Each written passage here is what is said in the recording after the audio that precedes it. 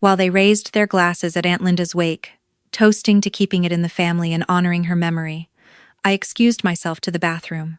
My hands shook as I pulled out my phone, the screen glowing in the dim light. The LLC filing sat there, waiting for one final click. Submit. Done. The Seabreeze Properties LLC was now officially registered, with me as the sole managing member. 3 days of paperwork, condensed into one quiet moment while my cousins laughed in the next room about their renovation plans. The next morning, I woke to the sound of trucks pulling up the gravel driveway of Aunt Linda's beachfront cottage. I need to back up. Let me tell you how we got here. Aunt Linda wasn't just my aunt. She was the person who taught me that value isn't measured in dollar signs, but in the weight of memories you carry and the peace you feel when you're alone with your thoughts. Every summer, from the time I was 7 until I graduated college, I spent 3 weeks with her in that cottage perched on the California coast, where the Pacific crashed against rocks that had stood there long before any of us were born. She'd wake me at dawn, not because she was cruel, but because she wanted me to see the light change. We'd sit on the weathered deck with mugs of coffee, my aunt pointing out the exact moment when the sky shifted from purple to pink to gold. She was an artist, not a famous one, but successful enough to make a living. Her paintings hung in galleries up and down the coast, small collections of beach scenes, mostly, but what she really sold was something else. The cottage came with 2 smaller units attached, built in the 70s when her parents still owned it. Aunt Linda had converted them into vacation rentals sometime in the 90s. She taught me every detail of that business: how to screen tenants, how to price for season, how to maintain the property so it lasted decades, not years. She showed me the spreadsheets, walked me through the accounting, explained the property taxes and insurance policies with the same patience she used when teaching me to mix paint colors on a palette. I was 14 when she first said it. We were replacing rotted deck boards, the ocean wind whipping her gray hair around her face. Your cousins won't understand this place, Maya. They'll see numbers on paper. You see what matters. I didn't fully grasp what she meant then. I was just happy to be swinging a hammer next to someone who treated me like I had a brain. Aunt Linda never married, never had kids.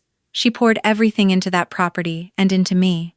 My mother, her sister, always seemed vaguely annoyed by this favoritism, though she never said it directly. Just comments here and there. Linda spoils you. Linda doesn't understand real family responsibilities. Linda lives in a fantasy world by the ocean. Meanwhile, my cousins, Sarah and Michael, children of my Uncle Tom, visited maybe once every few years, usually for a weekend. They'd complain about the Wi-Fi, about the lack of nearby restaurants, about how boring it was to just sit and watch the ocean.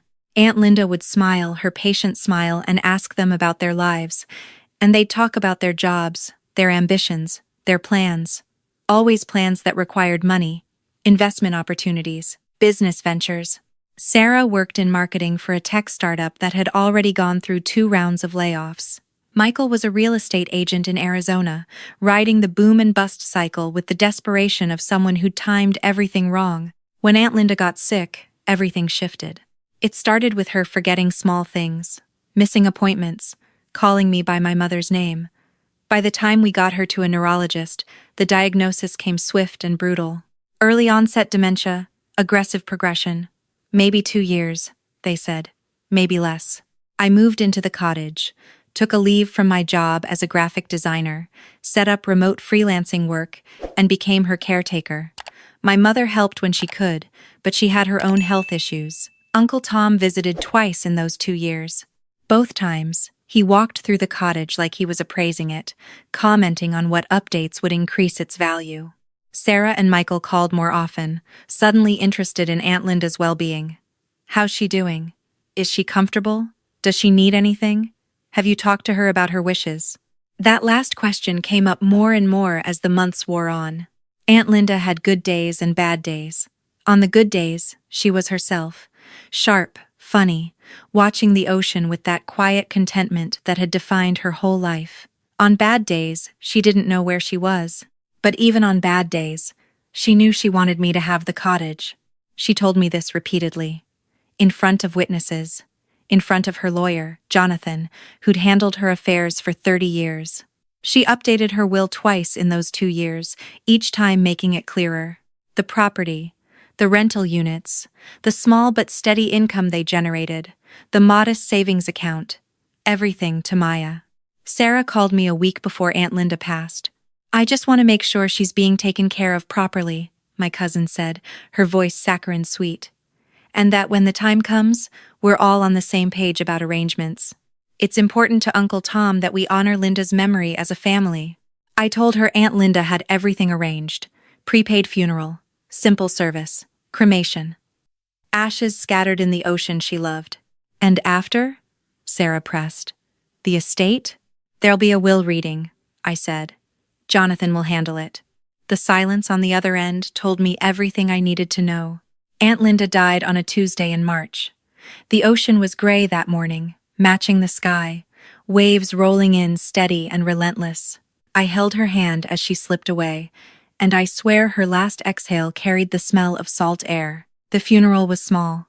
Aunt Linda had outlived most of her friends, and she'd always preferred intimate gatherings anyway. Maybe 30 people showed up. My mother, struggling to stand for the service, a few of Aunt Linda's artist friends from the local gallery, some neighbors who'd lived near her for decades, and Uncle Tom's family. They arrived dressed in black, appropriately somber, hugging me with the kind of tight embraces that felt more performative than genuine. Sarah whispered that she was so sorry for my loss, that Aunt Linda had been such an inspiration. Michael clapped me on the shoulder and said Aunt Linda was in a better place now, that she'd lived a good life. Uncle Tom, tall and broad-shouldered with the kind of presence that demanded attention, pulled me aside after the service. "Maya, I want you to know that whatever happens with Linda's estate, we're family. We'll figure it out together. You shouldn't have to carry this burden alone." I thanked him, my throat tight, unsure if it was grief or something else. The wake was at the cottage, because where else would it be? Aunt Linda's art covered every wall. Her easel still stood by the window, a half-finished sunset waiting for brushstrokes that would never come. I'd arranged for catering, nothing fancy, just sandwiches and coffee and wine for those who needed it. People moved through the space sharing memories. Mrs. Chen from next door talked about how Aunt Linda used to paint with her grandchildren. Gallery owner Richard reminisced about her first show in 1989. My mother sat in Aunt Linda's favorite chair and cried quietly, mourning not just her sister but everything they'd never said to each other. Uncle Tom's family clustered near the kitchen, talking amongst themselves. I caught fragments of their conversation. Prime location, right on the beach. The rental income alone is probably $15,000 a month, minimum. With some updates, we could sell it for $3 million, easy. 4 if we're patient. I excused myself, walked down the hallway to the bathroom, locked the door, and pulled out my phone. Jonathan had helped me set this up 3 days earlier. Aunt Linda had updated her will, yes, but we both knew a will could be contested. Family could claim undue influence, that I'd manipulated a sick woman, so we'd gotten creative. Before she died, while she was still legally competent, Aunt Linda had transferred the property into an LLC, Seabreeze Properties LLC. She was the sole member. And in her operating agreement, she designated me as her successor. The will would still go through probate, still be read publicly, but the LLC transfer had already happened, documented, notarized, filed with the state. The property wasn't part of her estate anymore. Technically, she hadn't owned it when she died. The LLC did, and I owned the LLC. Jonathan had explained this carefully. It's airtight, Maya. Anyone can contest a will, but they can't contest a legitimate business transfer that happened before death, with clear documentation and witnesses. She was competent. The doctors confirmed it. This is ironclad. I'd held off on the final filing, some part of me hoping it wouldn't be necessary, hoping that maybe my family would surprise me, that the conversations I'd overheard were just stress talking, grief talking, people processing death in unfortunate ways. But sitting in that bathroom, listening to them discuss renovation plans while Aunt Linda's ashes weren't even scattered yet, I knew. I hit submit. The screen confirmed the filing. Seabreeze Properties LLC was now officially operating, registered with the state of California, all documentation complete. I washed my hands, looked at myself in the mirror, and walked back out to the wake. The reading of the will happened 5 days later at Jonathan's office in town. His practice occupied the second floor of a renovated Victorian, all exposed brick and tall windows overlooking the marina. The waiting room smelled like old books and coffee. Uncle Tom arrived with Sarah and Michael. My mother was there, leaning on her cane. A few distant relatives I barely recognized. Jonathan's paralegal offered everyone water. Jonathan emerged from his office, a tall man in his 60s with kind eyes and graying hair. He shook everyone's hands, expressed his condolences again, and invited us inside. We settled into chairs arranged in a semicircle facing his desk. Uncle Tom sat front and center, Sarah and Michael flanking him. I took a seat near the window, my mother beside me. Jonathan put on his reading glasses and opened a folder. Thank you all for coming. Linda was a remarkable woman, and she was very specific about her wishes. I'll read the will in its entirety, and then we can discuss any questions, he began. The legal language washed over me. Specific bequests. Aunt Linda's art supplies to her friend Richard. Her jewelry, what little she had, to my mother. Her books to the local library. And then the property. Jonathan paused, looked up at all of us. Regarding the real property located at 847 Coastal Highway, including the main residence and 2 attached rental units, Linda Wilhelm wished for this to pass to her niece, Maya Elizabeth Chen, to be held and maintained according to Linda's vision for preserving the natural beauty of the coastline and providing a retreat for artists and families. The room went quiet. Then Uncle Tom cleared his throat. I'm sorry, Jonathan. Just to clarify. The entire property? Valued at what, roughly $3 million? Jonathan nodded. That's approximately correct. Michael leaned forward. And the rental income? The business? That would be included with the property, yes. Sarah's voice came out sharp. What about Linda's other relatives? This seems incredibly unbalanced. I mean, no offense to Maya, but shouldn't this be divided among family? Jonathan closed the folder. Linda was very clear about her wishes. She updated this will twice in the past 2 years, both times with full mental competency, evaluated by medical professionals and witnessed by multiple parties. She wanted Maya to have the property. Uncle Tom stood up, his chair scraping against the floor. I'd like to contest this. You're certainly within your rights to try, Jonathan said calmly, but I should inform you that any contest will be expensive, time-consuming, and unlikely to succeed. Linda left detailed documentation of her reasoning, her relationship with Maya, and her concerns about other family members viewing the property as merely a financial asset. That last part landed like a stone. Sarah's face flushed red. So she basically wrote us off because we're practical? Because we understand real estate value? Because you never understood what that place meant, I said quietly. Everyone turned to look at me. I continued, my voice steady. You visited maybe 5 times in 30 years. You complained the entire time. You never learned how to run the rentals, never helped with maintenance, never asked Aunt Linda about her art or her life or anything beyond surface pleasantries. And the moment she got sick, suddenly you were interested. Not in her, in what she had. Maya, Uncle Tom's voice carried a warning tone. We're grieving.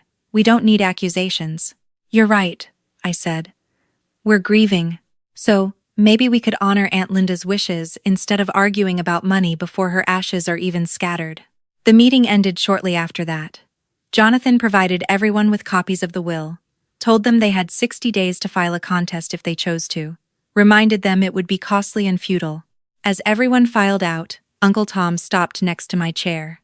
This isn't over, he said quietly. It actually is, I replied. I thought maybe that was true. I thought maybe they'd absorb the disappointment, grieve in their own way, and move on. I was wrong. The calls started that night. My mother first, crying, saying she didn't understand why Aunt Linda would do this, that it wasn't fair, that family should share. I explained, as gently as I could, that Aunt Linda had shared. She'd shared 30 years of summers with me. She'd shared her knowledge, her passion, her entire life. This was her choice. Then Sarah called. Her voice was different now. Sharp, strategic. Maya, I've been thinking. This property is a lot for one person to manage. The maintenance alone, the rental headaches, the property taxes. What if we work together? You keep the main cottage, we help run the rental side as a family business. Everyone benefits. I told her I'd think about it. Michael texted. Hey, I know a great property management company. Could take the burden off you. We could split the rental income as family. Fair for everyone. Uncle Tom sent an email. Formal. Typed in all caps in places. He outlined a proposal for dividing the property value. I could buy them out. Or we could sell and split proceeds. Or we could form a family trust with shared ownership. He ended with, Linda would have wanted family unity. I didn't respond to any of them. Instead, I spent the next week doing exactly what Aunt Linda had taught me. I inventoried everything, updated the rental calendar, scheduled maintenance for the deck, paid the property taxes, kept the business running exactly as she'd run it for decades. The rental units were booked solid through summer. A family from Oregon in Unit A, a young couple on their honeymoon in Unit B. They paid on time, treated the place with respect, left reviews praising the ocean views and the peaceful atmosphere. 2 weeks after the will reading, I scattered Aunt Linda's ashes at sunset, just me and my mother and Mrs. Chen. We stood on the rocks where Aunt Linda used to sit and paint, and we let the wind carry her out to sea. My mother cried. Mrs. Chen said a prayer in Mandarin. I stood there, feeling both empty and full, grieving and grateful, knowing I'd lost someone irreplaceable, but also knowing I was standing exactly where she'd wanted me to stand. That night, Uncle Tom's family showed up unannounced. I heard the trucks first. 2 of them, pulling into the driveway just after 7 p.m., their headlights cutting through the twilight. I was in the kitchen, cleaning up from dinner, when I heard doors slamming and voices. I walked out onto the deck. Uncle Tom stood in the driveway next to a rental truck. Sarah and Michael were with him, along with 2 men I didn't recognize. One carried a clipboard, the other had a camera. Uncle Tom saw me and smiled, the kind of smile that doesn't reach the eyes. Maya, hope we're not intruding. We wanted to come take a look at the place, assess what kind of work needs doing. I brought a contractor and a real estate photographer, just preliminary stuff. My stomach dropped. You brought what? Sarah walked up the steps to the deck. We figured we should get started on planning, you know? The sooner we renovate, the sooner we can maximize value. Michael thinks we could list by fall if we move quickly. I crossed my arms. Nobody's renovating anything. This isn't your property. Uncle Tom's smile faded. Maya, let's not do this. The will is being contested. Our lawyer says we have a strong case for undue influence. Realistically, this property is going to be tied up in probate for months, maybe years. We're trying to be practical here. The contractor, a man in his 40s wearing a flannel shirt, shifted uncomfortably. Maybe I should come back another time. No, Uncle Tom said firmly. We're here now. Maya, can we at least look around? See what we're working with? Something in his presumption, in the casual way he'd brought strangers to Aunt Linda's property without asking, in the way he stood there like he'd already won, made everything crystallize. I pulled out my phone. What are you doing? Sarah asked. Calling someone, I said. Jonathan answered on the second ring. Maya, everything okay? No. Uncle Tom and his family just showed up with a contractor and a photographer. They're talking about renovating and listing the property. Can you come over? Jonathan's voice went professional. Don't let them inside. Don't let them photograph anything. I'll be there in 15 minutes. Who'd you call? Uncle Tom demanded as I hung up. My lawyer. Oh, come on, Michael said. You're being ridiculous. We're family. We're trying to help. By bringing contractors without permission? The next 15 minutes were excruciating. Uncle Tom's family stood in the driveway, the contractor and photographer looking increasingly uncomfortable.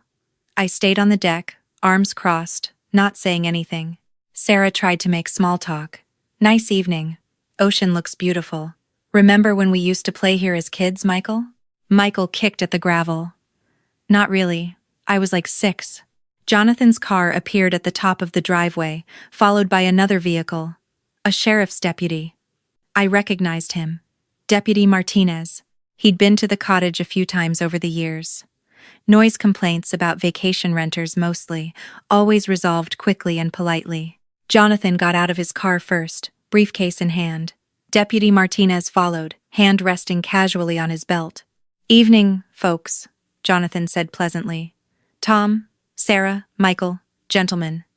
He nodded to the contractor and photographer. Uncle Tom stepped forward. Jonathan, this is a family matter. We're just here to assess the property. The property that doesn't belong to you, Jonathan said. The property that Maya owns through Seabreeze Properties LLC. The world seemed to slow down. What? Sarah's voice cracked. Jonathan opened his briefcase and pulled out a folder. 3 days before Linda passed away, while she was still legally competent as verified by 2 separate physicians, she transferred ownership of this property to an LLC she created, Seabreeze Properties. She named Maya as her successor member with full ownership rights. The transfer was completed, notarized, filed with the state, and recorded with the county. He handed copies to Uncle Tom.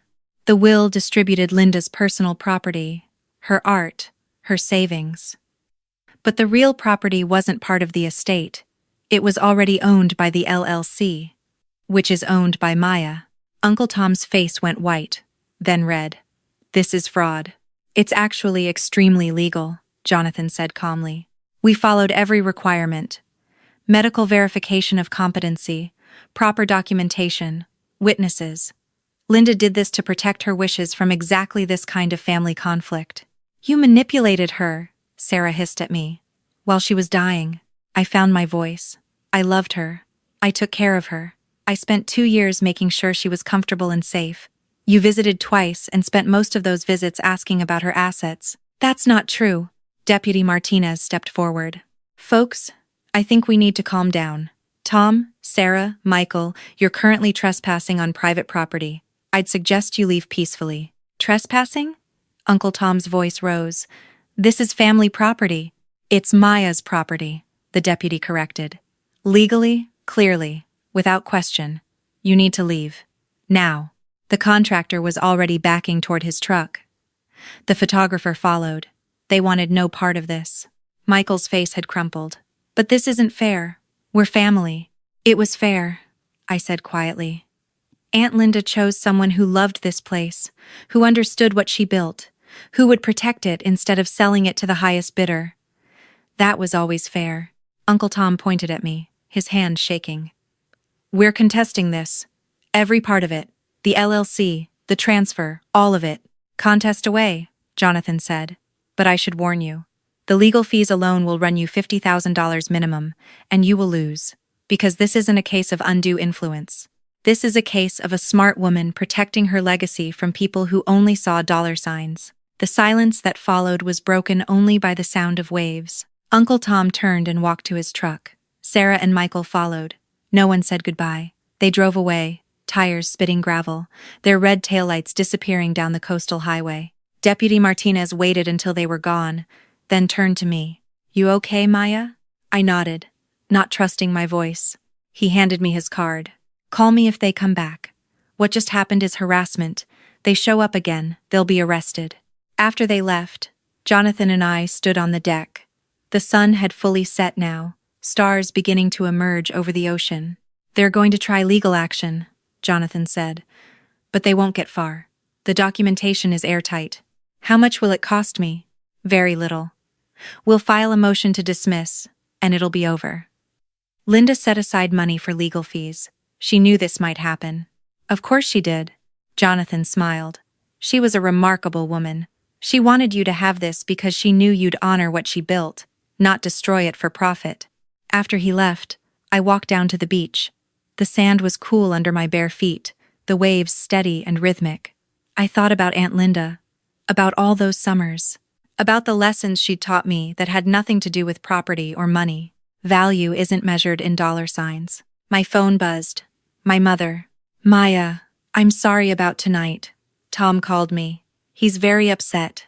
I know. He says you tricked Linda. I didn't. I honored her wishes. My mother was quiet for a long moment. I know. Linda talked to me about it, before she got too sick. She told me what she was doing and why. I just hoped it wouldn't come to this. To what? Family falling apart. I watched the waves roll in. We're not falling apart, Mom. We're just seeing who we really are. That night, I couldn't sleep. I kept replaying everything. The look on Uncle Tom's face, Sarah's accusations, Michael's hurt expression. Part of me felt guilty, even though I knew I'd done nothing wrong. Around 2 a.m., I got up and walked through the cottage. Aunt Linda's art everywhere. Her coffee mug still in the cabinet. Her favorite blanket still draped over the couch. The rental units quiet, their occupants asleep. I made coffee and sat on the deck, watching the ocean under moonlight. The next morning, I received an email from Sarah. Long, rambling, angry. She called me selfish, manipulative, cruel. Said I'd stolen their inheritance. Said Aunt Linda would be ashamed of me. Said they'd fight this until they won. I deleted it without responding. Michael texted later that day, more measured, hurt rather than angry. He said he'd always thought we were close, that I'd always been like a sister to him. He said he couldn't believe I'd do this to family. I stared at that text for a long time. Then I wrote back, "When was the last time you called me before Aunt Linda got sick?" He didn't respond. Uncle Tom's lawyer did file a contest. Jonathan was right. It was dismissed within 6 weeks. The judge reviewed the LLC documentation, the medical evaluations, the witnesses, and ruled that Linda Wilhelm had been of sound mind and clear intention when she structured her estate. Case closed. The legal bill came to $800. Uncle Tom's, I later learned, was closer to $40,000. They never contacted me again. My mother did, occasionally, carefully. She'd call to check in, ask how I was doing, talk about her health. She never mentioned the cottage or the money or Uncle Tom. Once, about 6 months later, she said quietly, "Linda would be proud of you." That made me cry more than anything else had. The first year was hard. Not because of legal battles or family drama, but because every corner of the cottage held memories. I'd walk into the studio and expect to see Aunt Linda at her easel. I'd hear the floorboards creak and think she was coming down the hallway. But I also felt her presence in the good ways. When I fixed a broken shutter using the techniques she'd taught me. When I welcomed new renters and saw their faces light up at the ocean view. When I sat on the deck at dawn and watched the sky change colors. I kept my freelance design work, but I also expanded the business. I started offering longer-term artist residencies, inspired by Aunt Linda's legacy. Painters, writers, musicians could apply for month-long stays at reduced rates. They'd live in the rental units and create. The first resident was a watercolor artist from Seattle. She painted the coastline with the same love Aunt Linda had. Her work ended up in a gallery in Portland. The second was a writer working on a memoir about her grandmother. We became friends. She told me once that places like this, places protected by people who understand their value, were becoming rare. I think that's what Aunt Linda knew. That the world is full of people who see price tags and profit margins, and it's increasingly rare to find people who see beauty and legacy and memory. 2 years after Aunt Linda died, I was sitting on the deck one evening when Mrs. Chen came over with tea. "Your aunt would be very happy," she said in her accented English. "You keep her spirit alive here." "I try." She patted my hand. "You succeed." I still think about Uncle Tom sometimes, about Sarah and Michael. I wonder if they understand yet what they lost, not the property or the money, but the chance to be part of something meaningful, the chance to learn from Aunt Linda what she tried to teach everyone, that some things matter more than market value. I don't think they do understand. I think they still see me as the villain in their story, the niece who stole their inheritance. But I sleep well at night. 3 years after Aunt Linda's death, a package arrived. No return address. Inside was a letter from Sarah. It was short, not apologetic exactly, but softer than her last communication. She wrote that she'd been going through therapy, dealing with some personal issues, and her therapist had asked her about regrets. She'd realized she regretted never knowing Aunt Linda better, never taking the time to understand what made her happy. She didn't ask for anything, didn't request a relationship or offer a reconciliation, just acknowledged that maybe she'd been wrong about some things. I wrote back, also short. I thanked her for the letter, told her that growth was hard and I respected her for doing the work. I didn't offer forgiveness because I didn't think she was asking for it, but I offered understanding. We're not close. We probably never will be. But sometimes I get a text from her, a photo of a sunset, a memory of something Aunt Linda said once, small connections. It's not everything, but it's something. I'm 31 now. The cottage is paid off, the business is thriving, and I've learned to paint, not well, but enough to feel connected to Aunt Linda in a new way. I set up an easel in her studio and try to capture what she saw. The way light moves across water, the exact shade of sky just before a storm. I never married, never had kids. I pour my energy into this place, into the artists who come through, into maintaining something beautiful in a world that increasingly prioritizes profit over preservation. Sometimes people ask if I regret it, if I regret the family relationships I lost, if $3 million of property feels worth the cost of estrangement. I tell them what Aunt Linda told me once, years ago, when I was 16 and worried about disappointing people. You can't make everyone happy, Maya, but you can make yourself proud. Standing on this deck, watching another sunset paint the sky, knowing I protected something precious, knowing I honored someone who believed in me, I am proud. The ocean keeps rolling in, steady and eternal. And Aunt Linda's cottage stands strong against the wind and salt, just like she designed it to. That's worth more than any amount of money. That's worth everything.